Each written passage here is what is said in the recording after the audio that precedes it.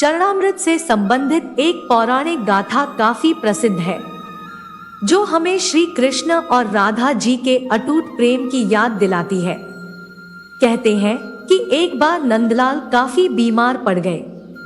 कोई दवा या जड़ी बूटी उन पर बेअसर साबित हो रही थी।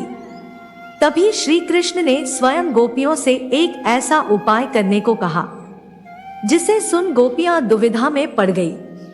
दरअसल श्री कृष्ण ने गोपियों से उन्हें चरणामृत पिलाने को कहा। उनका मानना था कि उनके परम भक्त या फिर जो उनसे अति प्रेम करता है तथा उनकी चिंता करता है, उसके पांवों को धोने के लिए इस्तेमाल हुए जल को वे ग्रहण कर ले तो वे निश्चित ठीक हो जाएंगे। लेकिन दूसरी ओर गोपियां और भी चिंता में पड़ गई। श्री कृष्ण उन सभी गोपियों के लिए बेहद महत्वपूर्ण थे।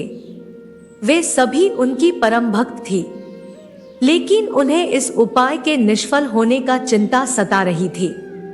उनके मन में बार बार ये आ रहा था कि उनमें से किसी एक गोपी ने अपने पांवों के इस्तेमाल से चरणामृत बना लिया और कृष्ण जी को पीने के लिए दे दिया तो वो परम भक्त का कार्य कर देगी। परंतु किन्हीं कारणों से कान्हा ठीक ना हुए तो उसे नर्क भोगना पड़ेगा।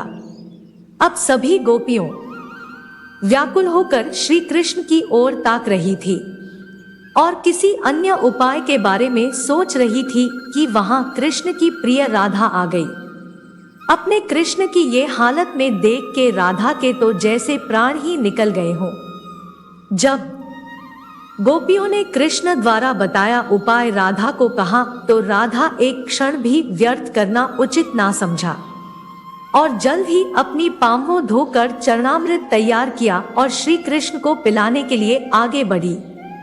राधा जानती थी कि वो क्या कर रही है। जो बात अन्य गोपियों के लिए भय का कारण थी, ठीक वही भय राधा के मन में भी था। लेकिन कृष्ण को वापस स्वस्थ करने के लिए वो नर्क में जाने को भी तैयार थी। आखिरकार कान्हा ने चरणामृत ग्रहण किया और देखते ही देखते वे ठीक हो गए, क्योंकि वो राधा ही थी जिनके प्यार एवं सच्ची निष्ठा से कृष्ण जी तुरंत स्वस्थ हो गए। अपने कान्हा को निरोग देखने के लिए राधा जी ने एक बार भी स्वयं के भविष्य की चिंता ना की और वही किया जो उनका धर्म था।